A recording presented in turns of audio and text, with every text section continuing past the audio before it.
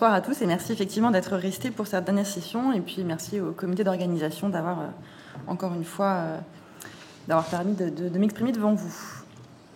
On va donc parler de l'essai ATTRACT que je pense que les cardiologues connaissent pour la plupart d'entre vous, pas forcément les non-cardiologues. J'espère qu'on aura quand même un petit peu de temps pour la discussion après s'il reste des questions. Alors, très très vite, puisqu'on est bien dans l'ambiance des amyloses depuis cette début de journée, les amyloses à transthyrétine viennent donc d'une accumulation de transthyrétine, une protéine de transport qui est produite par le foie, qui circule dans le plasma avec des sites de transport qui sont largement inoccupés et avec une faible production, on va dire, extra-hépatique par les plexus choroïdes et la rétine. Et c'est en fait cette forme qui n'est pas occupée au niveau des sites de transport qui va être vraiment le point d'achoppement de la dissociation, de la déstabilisation de cette protéine tétramérique en monomère. Et puis, comme nous l'avons vu, ensuite, un défaut de repliement qui va aboutir à la formation des fibrilles amyloïdes et de la maladie amyloïde par leur dépôt au niveau des organes. L'anomalie de repliement va pouvoir être de deux origines, ou une origine héréditaire où c'est une mutation amyloïdogénique qui va provoquer cette déstabilisation, ou alors dans le cas des amyloses séniles, un processus plus dégénératif pour lequel on n'a pas encore complètement tout compris. En ce qui concerne les stratégies thérapeutiques, une revue récente dans le JACC, si vous voulez la consulter, je vous avais mis la référence, nous rappelle qu'il y a effectivement plusieurs sites stratégiques, d'une part au niveau de la production hépatique, d'autre part au niveau de la stabilisation du tétramère. Et c'est là que ça va nous intéresser avec le tafamidis. Et enfin, directement au niveau des protéines fibrillaires déjà déposées, au niveau des organes. Mais comme je vous l'ai dit, nous, on va s'intéresser essentiellement au tafamidis. Donc le tafamidis, c'est un stabilisateur du tétramère qui va vraiment permettre d'empêcher le mauvais repliement de ces protéines. On a déjà découvert il y a plus de 20 ans maintenant que finalement la thyroxine, qui est la protéine transportée par cette transthyrétine, stabilise le tétramère. Ça, c'est quelque chose qu'on connaît depuis très longtemps. Et le site de liaison de la thyroxine avec la transthyrétine a été décrite dans les années 2000. Donc ça commence à remonter un petit peu. Et c'est finalement par l'étude de Librairie qu'on a découvert le tafamidis, avec la mise en évidence vraiment d'un haut niveau d'affinité pour la transthyrétine qui va permettre sa liaison et la stabilisation de cette protéine. Il existe une AMM déjà, depuis 2012 maintenant, pour les neuropathies amyloïdes héréditaires. AMM qui a été basée sur cet article publié dans Neurology en 2012 et qui montrait une amélioration pour les patients atteints de neuropathie amyloïde héréditaire, aussi bien en termes de qualité de vie que de score de sévérité de l'atteinte neurologique, versus placebo, une étude randomisée en aveugle, un essai bien conduit comme on les aime. Évidemment, ces prescriptions de tafamidis ont donné lieu à des études préliminaires sur l'éventuel effet que cela pouvait avoir sur les atteintes cardiaques. Vous avez en bas à gauche deux figures issues d'un papier de Maurer en 2015 dans Circ Heart Failure. C'était une étude vraiment de phase 2 observationnelle où ils avaient observé que les patients qui étaient sous tafamidis en ouvert pouvaient montrer ici, pour la grande majorité d'entre eux, après un suivi de 12 mois, un statut fonctionnel qui était inchangé, voire amélioré. Et puis, l'exemple ici de l'évolution des marqueurs NT-proBNP qui n'était pas significativement différent entre baseline et 12 mois, et donc un signal en faveur d'une stabilisation de la maladie par le tafamidis. La figure que vous voyez ici compare en fait deux cohortes historiques. Une première cohorte de patients qui n'avaient pas de traitement, avec l'évolution naturelle d'amylose à transthyrétine cardiaque sans traitement. Les patients du même centre après mise sous tafamidis. Alors évidemment, c'est pas du tout randomisé, c'est pas le même temps, il y a énormément de biais. Mais là encore, on se disait qu'il y avait probablement un effet favorable du tafamidis sur l'évolution de la maladie au niveau de son atteinte cardiaque. C'est donc sur ces données-là que l'essai ATTRACT a été designé. C'est un essai randomisé, contre placebo, en double aveugle, multicentrique, 48 centres, international, 13 pays dont la France, qui a permis d'inclure non seulement des amyloses à transthyrétine cardiaque héréditaire, mais également sauvages. Et c'est là que ça va probablement avoir un impact, un retentissement dans la communauté scientifique assez important, puisque ça ne concerne pas du tout le même nombre de malades. La randomisation concernait donc la mise sous tafamidis versus placebo, avec 3 groupes constitués. Il y avait un ratio 2-1-2, c'est-à-dire 2 patients dans un groupe tafamidis 80 mg par jour, un patient dans le groupe tafamidis 20 mg par jour et 2 patients dans le groupe placebo, ce qui fait qu'on avait à peu près 3/5 des patients sous tafamidis et 2/5 des patients sous placebo. Les analyses ont ensuite poolé les groupes tafamidis versus le groupe placebo. Voilà le flowchart de l'étude qui a inclus 440 patients qui ont donc été randomisés, comme je vous le disais, avec 3/5 dans des groupes tafamidis, 2/5 dans les groupes placebo. Et ce que l'on peut voir d'emblée sur ce flowchart, c'est qu'au final, en termes de nombre de décès, finalement, on est à un n égale 1 près, avec le même nombre de décès, alors qu'évidemment, les effectifs de départ des groupes ne sont pas tout à fait comparables. Alors, pourquoi avoir voulu présenter du tafamidis 80 ? Pourquoi avoir voulu étudier cette dose-là ? Parce qu'on avait observé, dans le cadre notamment de la prescription à visée neurologique, que les patients les plus graves ne répondaient pas forcément au tafamidis. Il avait été suggéré que c'était un effet dose du tafamidis. Et comme les amyloses cardiaques, en général, quand elles sont diagnostiquées, le sont parce qu'il y a un niveau d'infiltration au niveau cardiaque déjà relativement avancé, les auteurs et les investigateurs de l'étude avaient pensé qu'il pouvait être intéressant d'augmenter la dose de tafamidis. La méthodologie statistique utilisée, alors moi je ne suis pas du tout ni épidémiologiste ni statisticienne, mais je vais quand même essayer de vous transmettre ce que j'ai compris en essayant de me renseigner un petit peu avant de vous faire cette présentation. C'est donc une méthode un petit peu originale de Finkelstein et Schoenfeld, qui est une analyse non paramétrique, donc qui va s'appliquer à des études qui concernent des cohortes avec des effectifs qui ne sont pas comme en cardiologie, de plusieurs milliers de malades par groupe, et qui va en fait pouvoir étudier un critère composite qui va faire gagner un petit peu en puissance d'analyse. Et ce critère composite, typiquement, associe un critère de mortalité, mais également un critère de morbidité dite longitudinale, avec des événements qui peuvent se répéter dans le temps. Pourquoi il peut être plus intéressant qu'un modèle de Cox classique ? Parce qu'il va introduire la notion de priorité clinique en mettant en avant finalement cet effet sur la mortalité, qui va être l'événement le plus intéressant à prendre en compte. Et donc en fait, les patients vont être classés en fonction de leur statut de winner. Donc si on prend un groupe traitement et un groupe placebo, chaque patient va être winner par rapport à son match dans l'autre groupe si il survit avant l'autre. Et si aucun des deux patients ne meurt, il va être winner s'il n'est pas hospitalisé avant l'autre.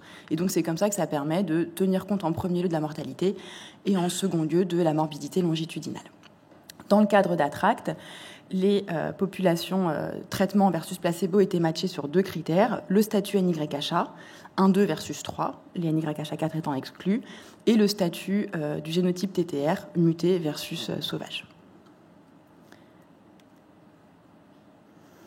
La population à l'étude, donc des amyloses cardiaques qui étaient définies par une atteinte infiltrative avec une épaisseur myocardique de plus de 12 mm chez des patients qui avaient déjà fait de l'insuffisance cardiaque, hospitalisés ou non, mais qui avaient été améliorés par la mise en place d'un traitement diurétique.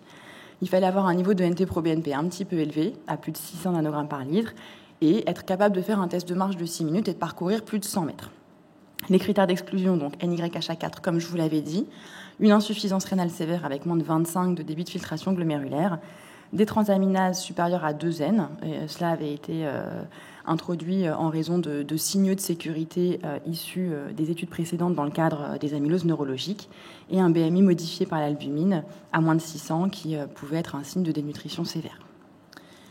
La population incluse, donc des patients âgés en moyenne de 75 ans, aucune différence dans les deux groupes pour l'ensemble des caractéristiques de base, de façon très nettement prédominante des hommes, de façon assez prédominante dans 3/4 des patients des amyloses séniles plutôt que des amyloses mutées, avec des pressions artérielles systoliques relativement normales, une majorité de patients, environ 60% dans les deux groupes en classe 2 de la NYHA, une FEVG, on va dire, légèrement altérée à 48% et un strain global plutôt sévèrement altéré à moins 9%. Le critère principal de jugement, donc comme je vous l'ai dit, c'est un critère composite qui associe mortalité toute cause et fréquence des hospitalisations pour des raisons cardiovasculaires, avec établissement de ce win ratio, c'est-à-dire combien il y a de patients winners dans le groupe traitement sur le nombre de patients winners dans le groupe placebo, en faveur du tafamidis, avec un ratio donc à 1,7. Vous avez ici les analyses statistiques avec un petit p très significatif à 0,0006. En ce qui concerne les 2 critères qui composaient ce critère composite, Un modèle de Cox classique avait été fait pour la mortalité toute cause, qui nous montrait que dans le groupe tafamidis, un peu moins de 30% des patients étaient décédés versus 43% dans le groupe placebo. Ce sont les fameux 38 et 39 dans chaque groupe du flowchart initial, ce qui correspond en fait à une réduction relative du risque de 30%. Ce que l'on peut observer également sur cette courbe, c'est que le timing à partir duquel les deux courbes vont se séparer apparaît relativement tardivement après le début du traitement, après le 18e mois à peu près. Pour vous donner une autre façon de présenter les choses, le nombre de patients à traiter pour éviter un décès au long de cette étude après 30 mois de traitement était donc de 7,5. Et si on veut comparer par rapport au dernier grand essai, on va dire cardiologique, qui est la preuve de l'efficacité de l'Entresto dans l'insuffisance cardiaque à fraction d'éjection réduite, qui est vraiment un essai qui a fait beaucoup parler la communauté cardiologique, il fallait dans cet essai traiter 35 patients sur 42 mois pour éviter un décès. Donc on se rend compte qu'on est là quand même sur un critère d'efficacité vraiment assez robuste. En ce qui concerne le deuxième critère, des hospitalisations cardiovasculaires, là encore en fréquence, le tafamidis faisait mieux que le placebo, avec en moyenne un peu moins de 0,5 hospitalisations par an versus 0,7 dans le groupe placebo. Et en ce qui concerne le taux d'hospitalisation, 52% des patients sous tafamidis ont été réhospitalisés pendant la durée de l'étude versus 60% dans le groupe placebo, ce qui faisait une réduction relative, là encore, un petit peu supérieure à 30%, avec un petit p très significatif. En ce qui concerne le délai avant la première hospitalisation, qui était un critère qui n'était pas défini a priori, mais qui a été quand même exploré par les auteurs, on se rend compte là que c'est un petit peu plus précoce que le critère avant arrivée d'une mortalité, puisqu'on est non plus autour de 18 mois, mais plutôt un petit peu avant le 9e mois de la mise sous traitement. Les critères secondaires étaient plutôt des paramètres fonctionnels, et on observait là, alors c'est pas une amélioration, c'est plutôt un ralentissement de la dégradation, comme il avait été observé sur les critères neurologiques, avec là encore un critère fonctionnel qui était le test de marche des 6 minutes, avec des patients sous tafamidis qui se dégradent moins vite que les patients sous placebo, et un critère de qualité de vie qui était le questionnaire Kansas City. Quand on regarde le timing à partir desquels les courbes se séparent, là encore on est un peu plus précoce, on est maintenant à 6 mois. Les analyses en sous-groupes qui ont été réalisées ont globalement montré que pour tous les sous-groupes qui étaient préspécifiés par l'analyse, le tafamidis faisait mieux que le placebo. En dehors des hospitalisations pour les patients de la classe 3 de la NYHA, comparé aux patients en classe 1 et 2 de la NYHA, ce que les auteurs nous expliquent, c'est que, étant donné que les patients en classe 3 de la NYHA meurent moins que les patients placebo, ils ont finalement une durée d'observation et une durée de suivi dans l'étude qui est plus longue et donc un surrisque d'hospitalisation parce que ce sont les patients les plus sévères.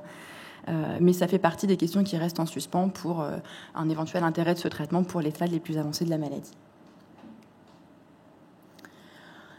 Donc, parmi les questions qui restent en suspens, bien évidemment, cet essai, ce premier essai qui est évidemment très encourageant, ne permet pas de répondre à tout.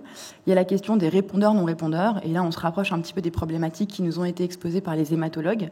On a l'impression qu'on n'est plus tout à fait dans les maladies cardiaques habituelles où on a une maladie, un traitement. Là, on est plutôt sur une maladie et puis il y a un traitement, mais peut-être que ce traitement va convenir à certaines populations et pas à d'autres. Il va falloir maintenant déterminer les critères qui nous permettent d'anticiper les patients qui vont répondre, des patients qui ne vont pas répondre et qui vont peut-être être candidats à d'autres traitements.